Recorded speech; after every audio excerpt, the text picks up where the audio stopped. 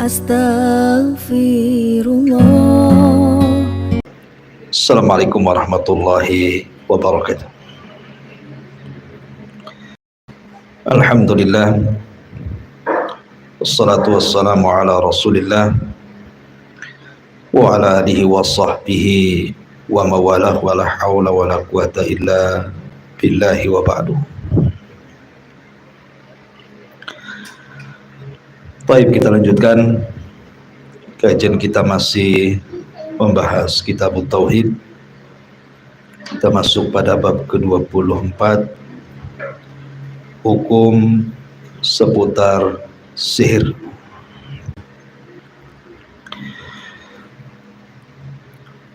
Ma'asyiral muslimat yang dimuliakan Allah Subhanahu wa taala, bicara tentang sihir, maka sihir adalah dunia perdukunan yang paling berbahaya. Di sana ada arraf ataupun kahin, tukang ramal, tapi tidak sebahaya tukang sihir. Karena tukang sihir ini apabila menyihir maka berdampak kerusakan yang luar biasa. Baik kerusakan menyangkut agama, baik kerusakan menyangkut kesehatan, baik kerusakan menyangkut akhlak, ataupun masyarakat dan keluarga. Semua berdampak gara-gara sihir. Makanya ada istilah, tidaklah sebuah negeri yang ada sihirnya di situ pasti akan merusaknya. Karena pengaruh sihir ini luar biasa. Terkadang orang-orang yang disihir itu dia bisa sakit berkepanjangan, seperti orang mati tetapi dia hidup. Terkadang sakitnya itu bertahun-tahun, bahkan tak jarang sampai dia mati. Atau terkadang matinya karena bukan disihir, tetapi karena lamanya dia disihir, akhirnya dia bunuh diri karena tidak tahan dengan sakitnya. Atau terkadang mendatangkan was-was sehingga tidak bisa hidup layaknya manusia hidup. Artinya hidupnya seolah-olah tidak ada tujuan, kosong pikirannya, dan seolah hidupnya tanpa guna. Atau terkadang sihir itu melahirkan kemalasan, sehingga kerjanya hanya tidur saja, malas kerja, malas berhubungan, bersosialisasi dengan masyarakat. Dia mengurung diri di rumahnya saja. Atau terkadang ada kebingungan yang berlebihan. Terkadang banyak masalah tapi tidak tahu penyebabnya apa. Begitulah sihir. Atau terkadang melahirkan kebencian kepada manusia yang ada di hadapannya, ataupun timbul suudzon kepada tetangganya seolah-olah dia yang menyihirnya. Bahkan saya pernah diceritakan oleh seorang ummahat, ketika suaminya tersihir, katanya, jadi kalau dia ngaca, seolah-olah wajah di kaca itu menakutkan, dan apabila memandang istrinya seolah-olah di hadapannya ada setan, dan selalu berteriak. Jadi terkadang sihir itu melahirkan kebencian kepada manusia, atau mungkin sebaliknya ketakutan yang berlebihan. yang kemudian dari ketakutan yang berlebihan, kebencian yang berlebihan, was-was yang berlebihan, akhirnya membawa kepada malas untuk ibadah, terutama melaksanakan yang wajib. Melaksanakan sholat 5 waktu itu malas sekali. Bahkan dampak sihir juga yang sangat berbahaya adalah terjerumus kepada kesyirikan. Karena merasa dia disihir, maka dia akan datang ke dukun, akan datang ke tukang sihir yang sama, akhirnya merusak akidah dan tauhidnya. Ma'asyiral muslimin yang dimuliakan Allah Azza wa Jalla. Atau dampaknya terkadang kepada keluarga. Seorang suami kayaknya benci dengan istrinya, disentuh pun tidak. Atau kemudian di dalam rumah tangga itu cekcok, bertengkar, seolah-olah tidak ada habisnya, yang terkadang berujung dengan perceraian. Ataupun mungkin sesama pedagang, sesama pembisnis dan pengusaha, terkadang pada awalnya mereka bekerja sama dengan cara yang baik,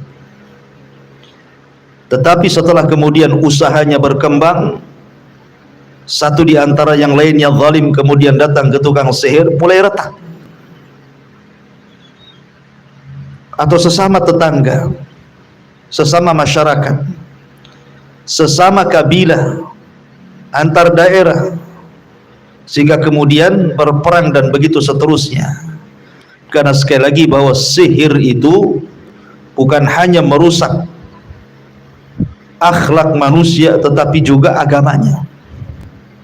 Karena orang yang tersihir itu hakikatnya dijauhkan dari agama Allah, dari akidah dan tauhid, kemudian meninggalkan wudu, meninggalkan salat, dan terkadang dipaksa untuk menyembah syaitan, datang ke dukun. Atau terkadang kemudian diberikan jimat-jimat untuk menangkal sihir, padahal dia mendapatkan jimat itu dengan cara menyembah kepada selain Allah Azza wa Jalla. Jadi betul-betul dirusak agamanya, dirusak keluarganya, dirusak akhlaknya, dan dirusak segala-galanya. Makanya kenapa sihir itu betul-betul merusak. Ma'asyiral muslimat yang dimuliakan Allah Subhanahu wa taala, kenapa sihir itu merusak sedemikian luar biasa pada tatanan keluarga dan masyarakat, mulai daripada akidah sampai kepada akhlak?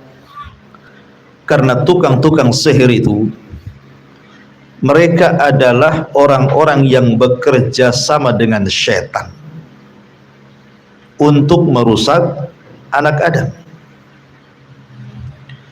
Jadi tukang-tukang sihir itu ketika mereka mempelajari sihir, maka mereka bekerja sama dengan syaitan. Dan kalau sudah bekerja sama dengan syaitan, pasti mereka akan melakukan kesyirikan. Dan apabila mereka melakukan kesyirikan, maka pelakunya disebut musyrik dan bisa keluar dari Islam alias kafir. Makanya kenapa Allah Subhanahu wa taala berfirman, "Wa ma yu'allimani min ahadin hatta yaqula innama nahnu fitnatun fala takfur."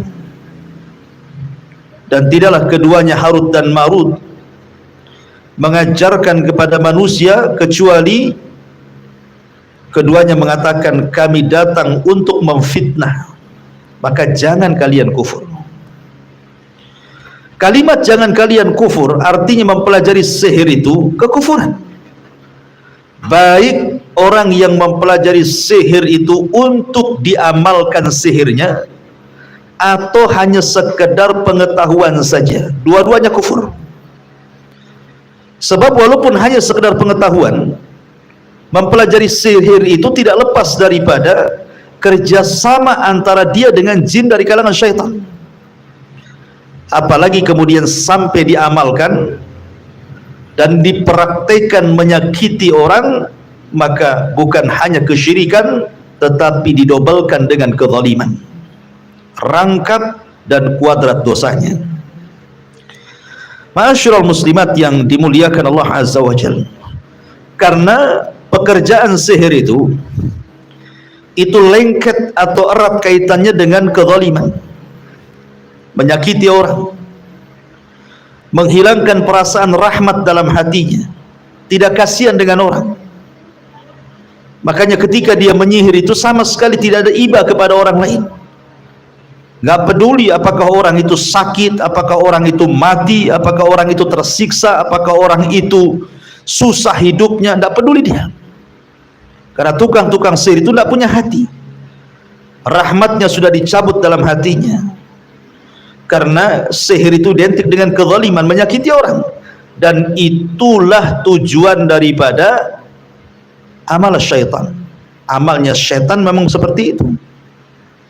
Tukang-tukang sihir itu sengaja bekerja sama dengan syaitan dengan cara saling menguntungkan, di mana tukang-tukang sihir itu mereka menjual akidah, iman dan ibadahnya kepada syaitan, dan syaitan kemudian sebagai imbalannya akan membantu tukang sihir untuk memuluskan sihirnya. Makanya perhatikan di sini pengarang kitab tauhid ini mencantumkan firman Allah Azza wa Jalla di permulaannya, walaqad alimu laman ishtarahu ma lahu fil akhirati min khalaq. Sesungguhnya mereka telah meyakini bahwa barang siapa yang menukarnya kitab Allah dengan sihir itu tidaklah mendapatkan keuntungan di akhirat. Artinya mereka, kalau kita melihat orang-orang yang datang ke dukun, yang datang ke tukang sihir untuk menyihir seseorang, maka hakikatnya mereka itu sedang jual beli. Jual beli itu kan kalau kita ke pasar, Bu, ibu bawa uang, kemudian pulang bawa barang, berarti uang ditukar dengan barang, itu disebut jual beli. Lah kalau orang datang ke dukun, ke tukang sihir, itu bukan hanya sekedar jual beli dengan uang supaya dapat sihir, tapi lebih daripada itu dia telah menjual agamanya, dia telah menjual akidahnya, dia telah menjual imannya kepada tukang sihir hanya untuk mendapatkan sihirnya. Dan orang yang seperti ini, kata Allah, ma lahu fil akhirati min khalaq, dia tidak akan mendapatkan apapun keuntungan di akhirat sama sekali. Kenapa? Karena tukang sihir itu kufur, dan orang yang datang ke tukang sihir bisa mengantarkan kepada kekufuran. Ma'asyiral muslimin yang dimuliakan Allah Azza wa Jalla, makanya Allah mengatakan ketika mensifati orang-orang Yahudi, yu'minuna bil jibti wa taghut, mereka orang-orang Yahudi itu sangat beriman kepada jibti dan juga taghut. Umar radhiyallahu anhu mengatakan bahwa jibti adalah sihir, sedangkan taghut adalah syaitan. Ya, karena kalau kita cerita sejarah sihir, Bu, yang pertama mempelajari sihir itu orang-orang Yahudi. Ingat kalau kita, atau pernah saya bercerita tentang kisah Harut dan Marut di zaman kerajaan Sulaiman. Jadi suatu ketika Nabi Allah Sulaiman itu pernah sakit, sehingga dia tidak bisa kemudian berbuat apa-apa, hanya bisa tertidur di pembaringannya, sehingga kemudian jin-jin yang merasa diatur oleh Sulaiman itu merasa rehat, merasa istirahat. Maka syaitan pun datang kemudian mulai mengajarkan sihir kepada jin-jin, dukun-dukun, paranormal dan yang semacamnya di zaman Sulaiman. Ketika kemudian Sulaiman sembuh dari sakitnya dan kemudian berkuasa kembali, maka Nabi Sulaiman marah, kemudian memerintahkan pengawalnya untuk mengambil buku-buku sihir dan diletakkan di bawah singgasananya, kemudian mengatakan, siapapun yang mengambil buku ini dan dia manusia, kubunuh. Tapi siapapun yang mengambil buku ini dan dia kalangan jin, maka terbakarlah dia. Akhirnya kemudian ketika Nabi Allah Sulaiman meninggal dunia, maka kemudian buku itu diambil oleh Harut dan Marut atas rayuan daripada iblis syaitan. Kemudian datanglah orang-orang Yahudi dan ingin mempelajarinya. Harut dan Marut mengatakan, jangan kalian belajar sihir. Aku ini diutus hanya untuk memberikan ujian kepada kalian. Tapi kalau kalian ingin belajar, maka jangan sampai kufur. Akhirnya orang-orang Yahudi, sebagian mereka tidak belajar, sebagian mereka belajar. Ketika belajar sihir, ketagihan mereka. Akhirnya kemudian mereka pun suka dengan perdukunan dan ilmu sihir. Jadi orang-orang Yahudi itu tukang sihir. Makanya di zaman Nabi SAW yang menyihir Rasul itu siapa? Yahudi, Labid bin Asam. Disihirnya Nabi SAW sehingga terpengaruh kepada badannya, tapi tidak mempengaruhi ruh, akal dan pikirannya serta wahyunya, hanya badannya saja terpengaruh. Tapi yang jelas bahwa Yahudi menyihir Nabi SAW, dan itu berhasil. Selama 6 bulan Nabi SAW terkena sihir badannya, sampai akhirnya kemudian turun wahyu dari Allah Subhanahu wa taala, qul a'udzu birabbin nas dan qul a'udzu birabbil falaq, yang dibacakan Jibril kepada Rasul sebagai ruqyah. Kemudian Nabi SAW terbebas dari sihir. Artinya bahwa orang-orang Yahudi itu gemar melakukan sihir. Kemudian di sini pengarang rahimahullahu taala membawakan sebuah hadis dari Abu Hurairah radhiyallahu an. Nabi SAW mengatakan, ijtanibu sab'al mubiqat. Qalu ya Rasulullah, wa ma hunna?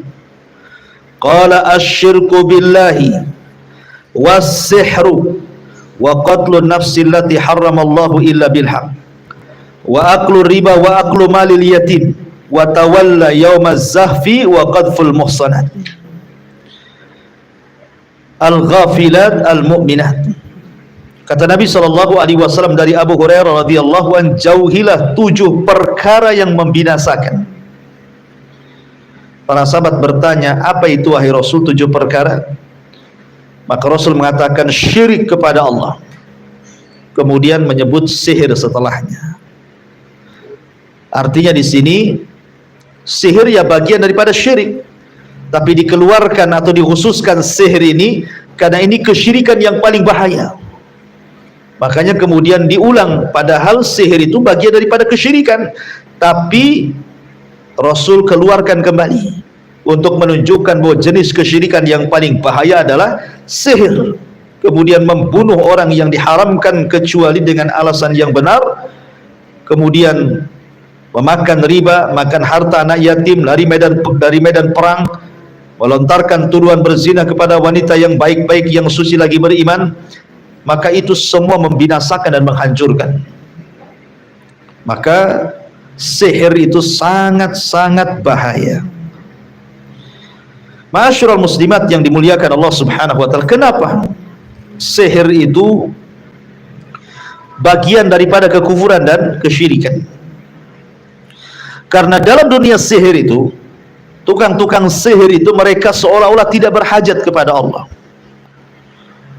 dan mereka berhajat kepada jin-jin yang menolongnya. Tukang-tukang sihir itu menganggap bahwa Tuhan tidak kuat, dan jin-jin yang menolongnya itulah yang kuat. Mereka menyangka bahwa Allah tidak bisa membantunya, dan jin-jin itulah yang membantunya. Sehingga kemudian mereka tidak beribadah kepada Allah, dan justru beribadah kepada jin. Makanya lihat penampilan tukang sihir itu. Maka kita lihat mukanya suram, menakutkan, kotor, tidak pernah beribadah kepada Allah, bahkan tidak pernah mandi junub, tidak pernah wudu, tidak pernah sholat, dan hidup mereka dengan kotoran. Oleh karena itulah maka kenapa sihir itu sangat bahaya. Ma'asyiral muslimat yang dimuliakan Allah Subhanahu wa taala, karena kerjasama tukang sihir dengan syaitan itu, kerjasama tukang sihir dengan syaitan itu nyata. Karena tidak mungkin orang itu jadi tukang sihir kecuali dia harus bekerja sama dengan setan. Dan tidak mungkin dia bekerja dengan setan kecuali harus melakukan kesyirikan. Dan pelakunya pasti musyrik. Dengan itulah maka dia keluar dari Islam dan menjadilah dia kafir. Itulah tukang sihir. Mereka harus beribadah kepada setan, terkadang menghina mushaf, dilempar ke tempat-tempat kotoran, ke kamar mandi, terkadang dikencingi, terkadang diberaki, terkadang diletakkan di tong sampah, terkadang kemudian menghinakan ayat-ayat Allah dengan menulisnya dari darah haid, darah yang najis. Kemudian juga mereka harus tinggal di tempat-tempat yang orang tidak boleh mendekat ke situ, berkhalwat dengan setan, dan begitu seterusnya. Itulah tukang-tukang sihir. Ya. Mereka adalah utusan-utusan setan, utusan-utusan iblis, anak-anak buah iblis. Makanya wajar kalau seandainya kedatangan tukang sihir itu pasti merusak. Makanya Rasul mengatakan hindari 7 perkara yang merusak. Ma'asyiral muslimat yang dimuliakan Allah Azza wa Jalla, tukang sihir itu mereka tidak mencintai kebaikan kepada manusia. Tukang sihir itu sama sekali tidak mencintai kebaikan, tidak menyayangi manusia, hilang rahmat dalam hatinya.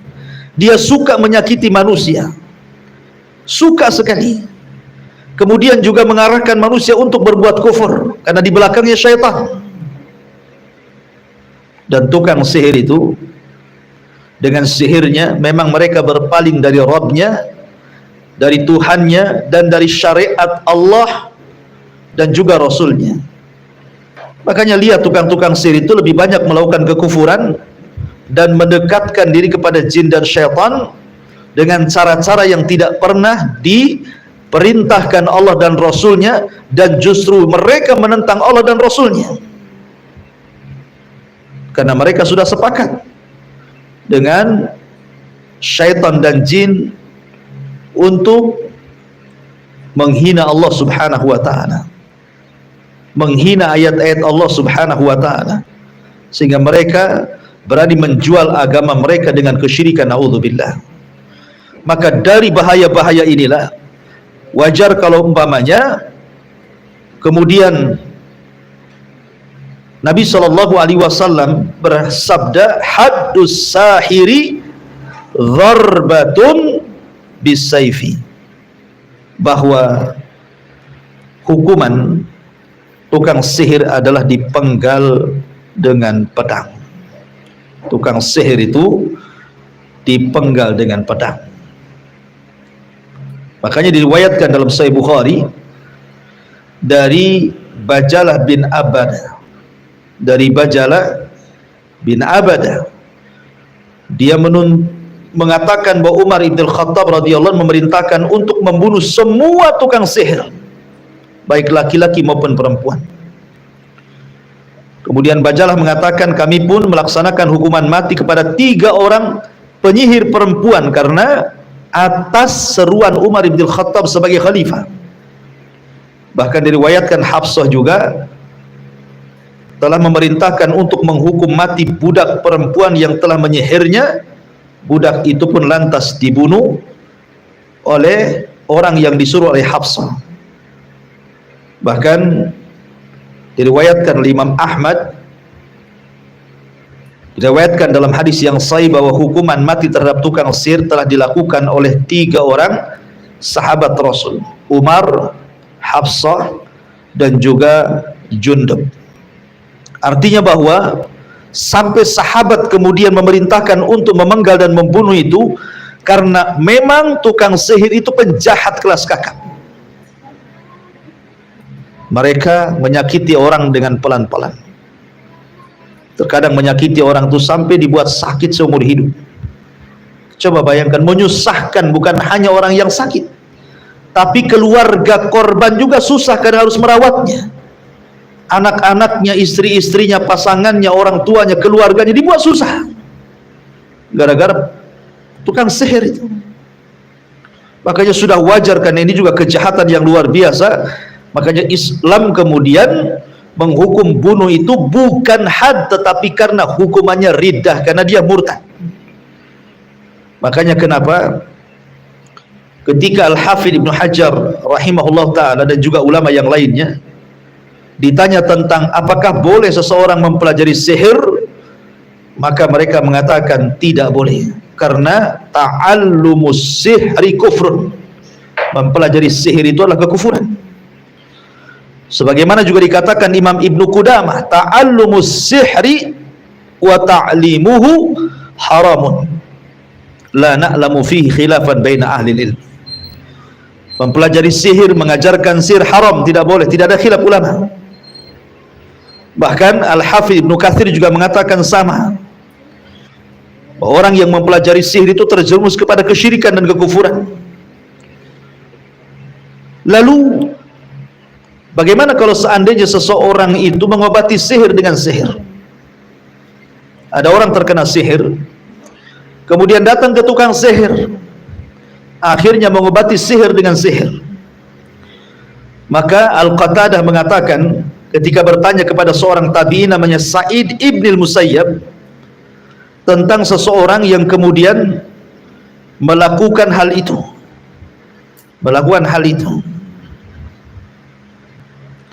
maka beliau mengatakan, boleh enggak seseorang itu melakukan nusrah? Nusrah itu menghilangkan sihir dengan sihir.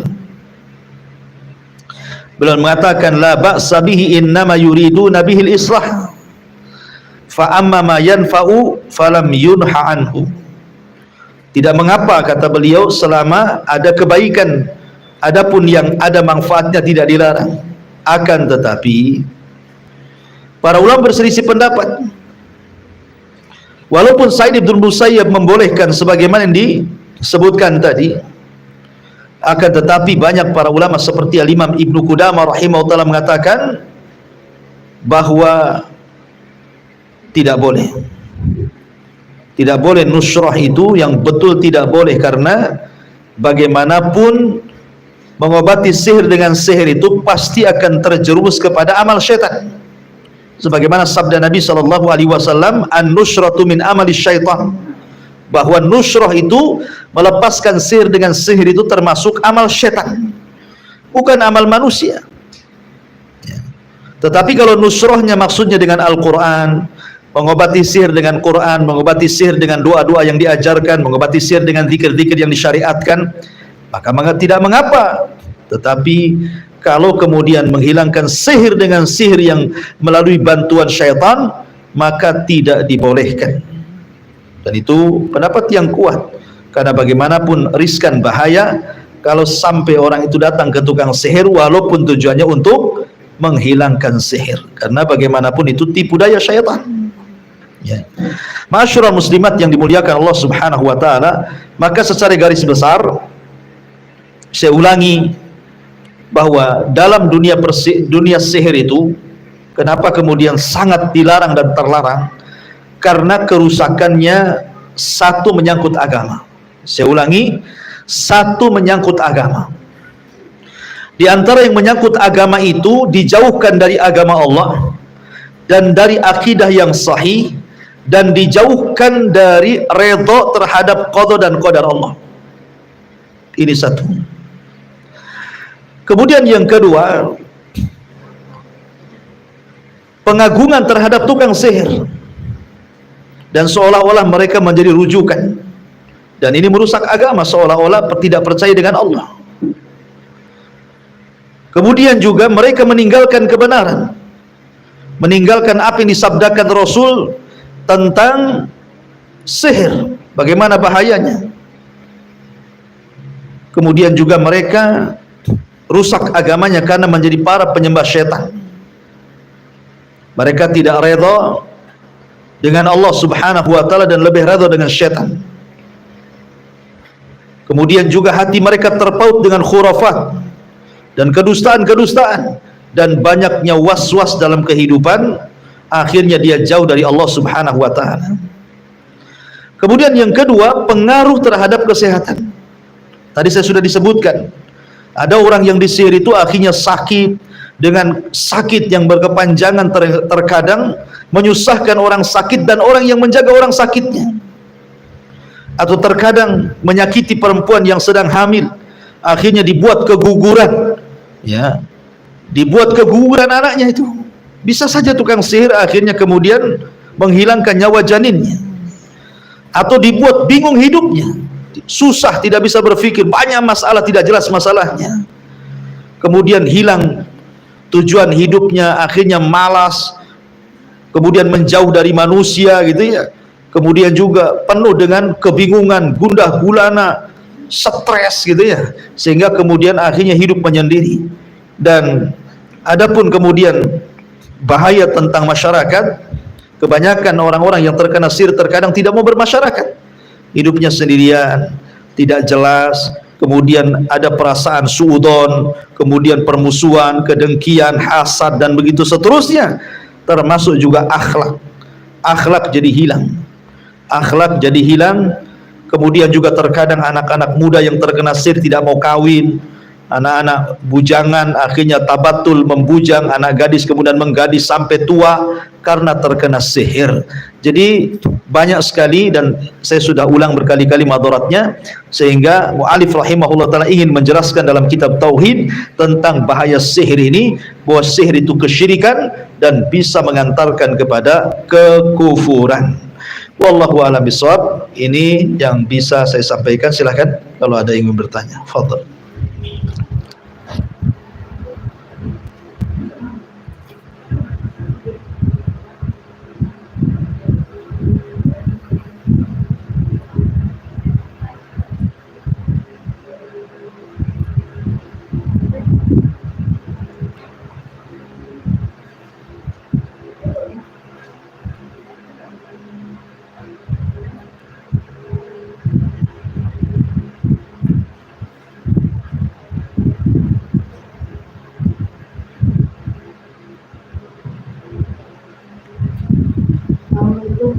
Waalaikumsalam.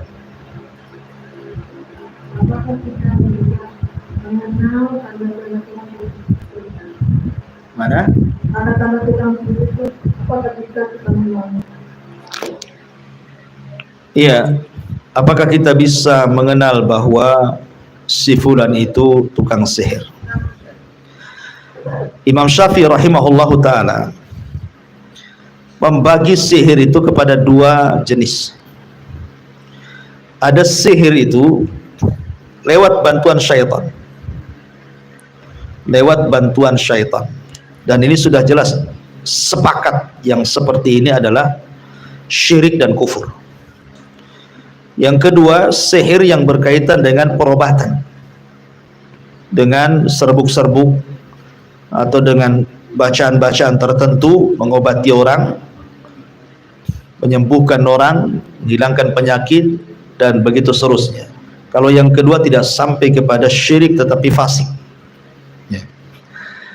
Bagaimana kita mengetahui bahwa si fulan itu tukang sihir? Ya kita lihat amalan dia. Kalau seandainya seseorang berobat nih, kita tahu si fulan ada jago ya berobat. Kita tahu ini tabib singse ataukah dia dukun dan tukang sihir. Lihat prakteknya. Karena begini, sudah saya jelaskan ketika bicara tentang ruqyah kan, bahwa pengobatan itu terbagi menjadi tiga, Bu ya. Ada pengobatan itu dengan pengobatan syariah, memang secara nas Quran dan sunnah benda-benda tertentu itu bisa jadi obat, seperti air zam-zam, seperti habatus sauda, seperti zaitun, itu kan nasnya ada. Madu, jelas itu ada nasnya berdasarkan Quran Sunnah. Kemudian perobatan itu yang kedua dengan tajribah, memang penelitian. Seperti kalau kita bicara tentang rempah-rempah, ada sambiloto, ada ini, ada itu gitu ya, kumis kucing, apalah istilahnya ya, lidah buaya bisa diapain kemudian jadi obat, dan lewat penelitian memang betul mengobati. Walaupun 100% tidak mengobati, tetapi 70% itu memang mengobati. Maka itu tajribah, artinya penelitian. Kemudian yang ketiga ini yang masalah. tidak ada penelitian secara syar'i, tidak ada penelitian secara ilmiah, tiba-tiba dikatakan obat. Seperti ibu datang ke tukang obat atau dikasih gelang. Nih pakai gelang ini nanti sembuh tuh mencretnya. Ya. Nih tolong pakai benang ini nanti sembuh tuh bisulnya. Ini apa ini? Ya, berarti ini dukun ini. Ya. Kenapa? Karena dia mengobati dengan perkara-perkara yang tidak masuk di akal. Tidak ada nas Quran yang menunjukkan itu perobatan, tidak ada juga secara penelitian ilmiah bahwa itu obat.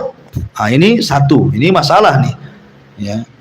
Kemudian yang kedua, orang itu berkomat kamit. Berkomat kamit terkadang kita tidak jelas apa yang dikomat kamitkan dia. Kalau memang dia peruqyah sudah jelas, dia membaca Quran dikeraskan bacaannya, dia membaca doa yang warid dari Nabi SAW dan dikeraskan bacaannya. Ini komat kamit tidak jelas. Dia sedang membaca apa? Ya mambang putih, mambang hitam, mambang apa semua, mas mampu mambang semua ini. Kan repot nih kalau udah mambang-mambang ini. Ini kan jin-jin semua. Ya. Nah ini kalau yang seperti ini bermasalah tuh. Berarti ini komat kamitnya bukan ruqyah, ini dukun nih. Nah, jadi dari sini kita bisa lihat dari komat kamitnya saja. Tidak jelas. Terkadang sebagiannya jelas, Fatihah umpamanya, sebagian jelas sholawat, sebagiannya nggak jelas. Ya kan? Nah, ini juga. Kemudian dari segi pertanyaan. Kalau dia tanya ya namanya tanya sebab penyakit wajar.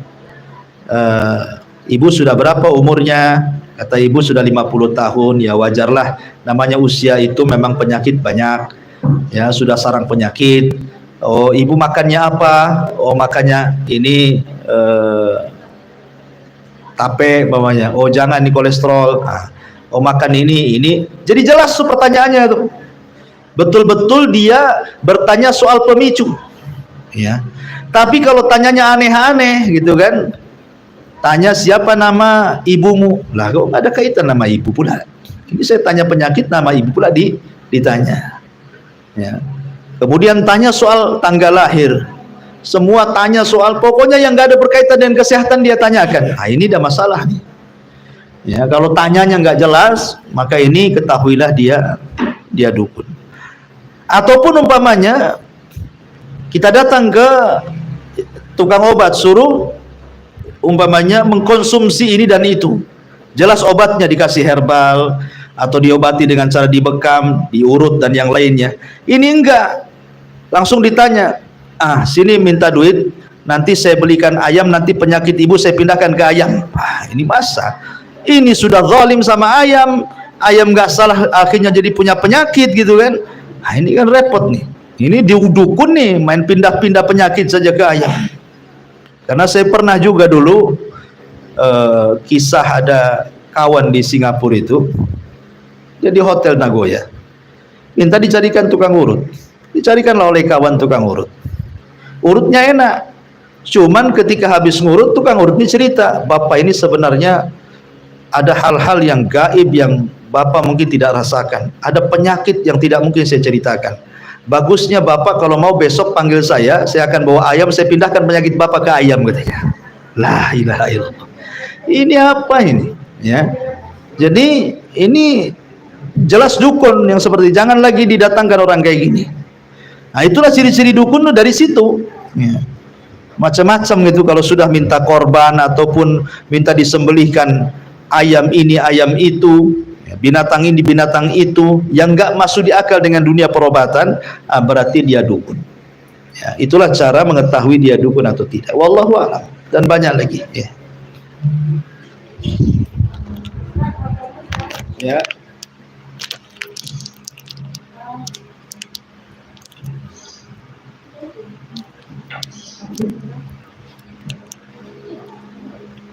Izin bertanya, Ustaz. Ya. Anak kan punya adik ibu sampai hari ini belum nikah gitu.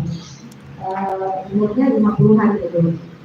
Waktu itu diceritain sama ibu saya, itu dari adik emak saya ini katanya pernah dia suka sama orang, jadi maksudnya dia udah mau nikah nih, cuman orangnya tiba-tiba membatalkan. Terus seperti itu ada berapa kali. Itu apa ciri-ciri sihir kan, terus gimana ya hukumnya sampai hari ini adik emak saya itu belum nikah. Karena kan ada hadisnya kan tidak hadis atau anak nggak tahu. Yang membatalkan itu calonnya atau orangnya? Orang yang calonnya gitu, suaminya itu. Gak tahu alasannya. Gak tahu alasan, tiba-tiba aja dibatalkan. Sudah berapa orang yang melamar? Kalau nggak salah sih ada 4 juga gitu, tiba-tiba udah dapat rumah, udah batal aja gitu. Artinya tuh dia nggak mau lagi nikah gitu sampai hari ini. Iya. Ya, alhamdulillah. Berarti itu kan seorang gadis yang dilamar setelah mau jadi, akhir tak jadi terus. Akhirnya memutuskan sudahlah, memang belum takdirnya. Akhirnya dia kecewa, putus asa, dan putuskan udahlah nggak usah nikah kan, itu ya, mungkin begitu. Gimana hukumnya? Ya sebenarnya sih tanda-tanda dia mau menikah itu sudah ada, buktinya ada yang melamar kan, bukan sama sekali tidak ada orang yang mau mendekati dia, buktinya ada orang yang mau mendekati dia, artinya jodohnya sudah ada ya. Tapi entah kenapa kemudian setiap dilamar tiba-tiba kemudian dibatalkan, dilamar dibatalkan. Ini ada apa ya? Jadi boleh jadi sebabnya itu karena sihir, boleh jadi sebabnya karena sihir. Ada orang yang hasad dengan dia, disihir sehingga bagaimana caranya orang tidak menikahi dia. Mungkin orang yang suka dengan dia, kemudian dia meminta kepada dukun, tukang sihir agar jangan sampai ada orang yang mendekatinya. Bisa juga, yang namanya kemungkinan bisa ya. Ataupun karena kekecewaan akhirnya setan masuk, nggak disihir tapi setan masuk. Kemudian setan ini ngasih was-was, akhirnya dibuat dia tidak suka dengan laki-laki, karena asing melamar dibatalkan, udah ya. Atau boleh jadi memang sudah takdirnya seperti itu. Kalau memang dia wanita soleha, taat kepada Allah Azza wa Jal, memang belum jodohnya, boleh jadi Allah akan berikan yang terbaik kelak di sorga. Kita tidak tahu mana satu ya. Tapi yang jelas bahwa kalau memang sudah terjadi seperti itu, ya bertobatlah kepada Allah Subhanahu wa taala, kasih tahu agar dia lebih lagi meningkatkan istighfar, ibadah, dan begitu seterusnya. Wallahu a'lam. Assalamualaikum Ustaz. Waalaikumsalam. Aku Ustaz izin tanya 2 tema tentang sholat. Ustaz, apakah boleh ketika membaca surat pendek di rakaat pertama dan kedua, surat pendek tersebut diambil atau diangkat dari Al-Quran, misalnya rakaat pertama surat Al-Tin, rakaat kedua surat An-Nas. Yang sunnah itu rakaat pertama lebih panjang daripada rakaat kedua. Jadi ketika sholat ya rakaat pertama itu harus lebih panjang, rakaat kedua lebih pendek. Dan kalau seandainya orang tidak banyak hafalan, maka sebaiknya faqra'u ma tayassara minal Qur'an. Bacalah yang mudah dari Quran. Jangan memaksakan hafalan yang belum dihafal atau baru dihafal, masih agak-agak hafalannya. Lebih baik bacalah hafalan yang sudah jelas dia mungkin dan hafal. Karena sholat wajib beda dengan sholat sunnah, jangan dibuat coba-coba. Ya, makanya kenapa sholat sunnah boleh pegang mushaf, tapi sholat wajib tidak boleh. Wallahu a'lam. Di sini ada pertanyaan di YouTube, Ustadz, bagaimana hukumnya baca Al-Quran pas pada waktu kerja sudah batal wudhu, apakah dosa? Ustadz, bagaimana hukumnya baca Al-Quran pas pada waktu kerja sudah batal wudhu, apakah dosa? Tidak. Baca Quran itu ada 2 macam. Baca Quran lewat mushaf dan baca Quran lewat hafalan. Kalau baca Quran lewat hafalan tidak disyaratkan berwudu. Tapi kalau baca Quran lewat mushaf ini jadi khilaf ulama. Mazhab Syafi'i mengatakan harus berwudu. Mazhab yang lain mengatakan tidak harus berwudu, walaupun sebaiknya berwudu. Wallahu a'lam.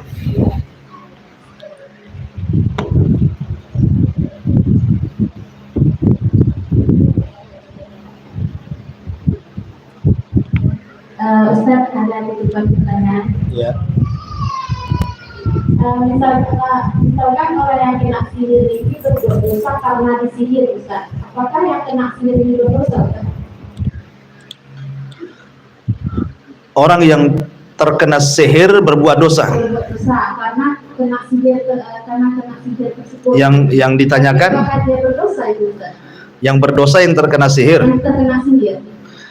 Ya, alhamdulillah. Lihat dia berbuat dosanya seperti apa.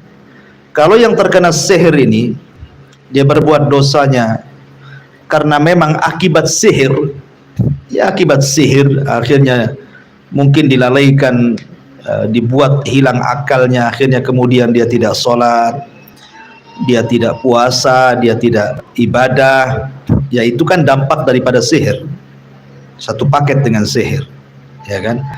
Tapi kalau sihirnya tidak sampai ke situ, dia masih berakal, masih bisa sholat. Kalau dia meninggalkan sholat, dia berdosa. Nah. Kalau dia masih bisa ibadah, kok meninggalkan ibadah pula? Ya. Jadi kalau meninggalkan ibadahnya dampak daripada sihir, ya tidak. Tapi kalau dia masih bisa melakukan ibadah kemudian ditinggalkan, justru sebenarnya kalau dia terkena sihir kemudian ibadah, itu salah satu pencegah supaya sihirnya itu kembali kepada orangnya. Ya, harusnya kan seperti itu.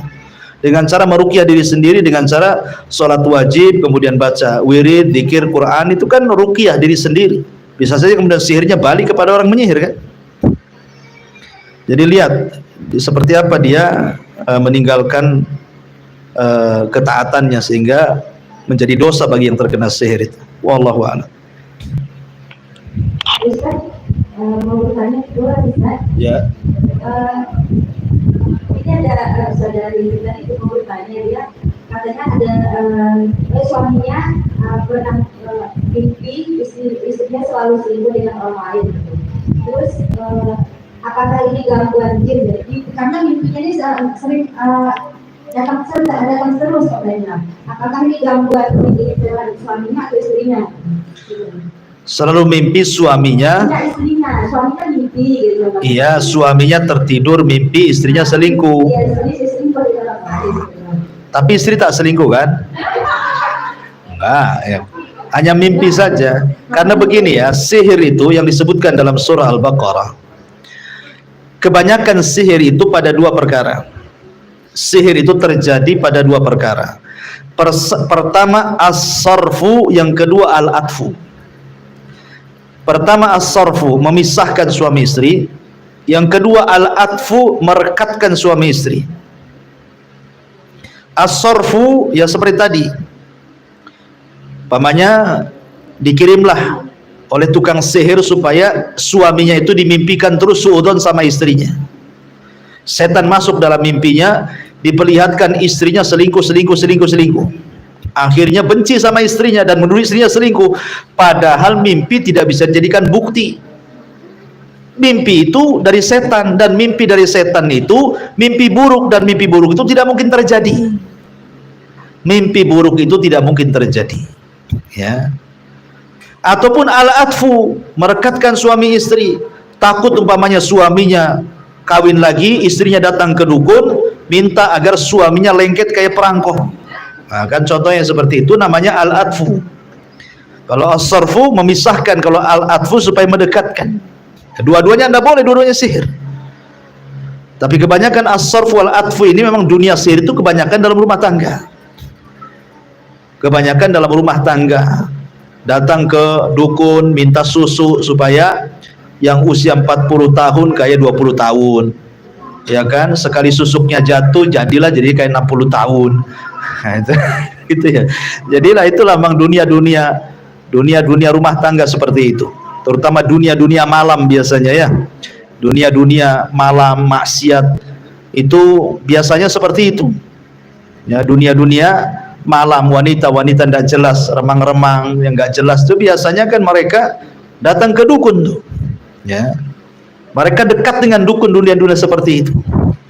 Makanya kemudian kenapa kemudian memang perdukunan itu kalau sudah terjangkit itu meliputi semua maksiat akan masuk di dalamnya, ya. Wallahu a'lam.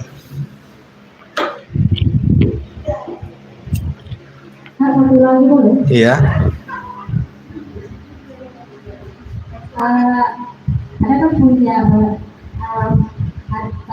gitu. Cuman dia udah meninggal, tapi nggak punya anak itu. Seandainya anak doain seperti doa untuk kedua orang tuanya, itu seperti itu bisa nggak ada yang terjaga dari biasa seperti saya doa. Doa siapa? Mendoakan siapa? Kakak emak. Kakak emak itu tidak Bibi ya, bibi. Nggak punya anak. Wa gitu ya. Iya, dua gitu mainnya. Bibi dengan wa itu sama dengan orang tua. Makanya Nabi SAW itu dengan Abu Thalib itu seperti anak dan bapak, walaupun di Abu Thalib itu pamannya, karena al-am bi manzilatil paman itu sekedudukan dengan bapak, sama dengan bibi ataupun uwas sekedudukan dengan ibu. Ya, kita doakan mereka seperti kita berdoa kepada orang tua, apalagi mereka berjasa kepada kita. Ya, wallahu a'lam. Ya, saya kira cukup. Subhanakal bihamdika asyhadu an la ilaha illa anta astaghfiruka wa atubu ilaik. Allahu ta'ala alam. Assalamualaikum warahmatullahi wabarakatuh.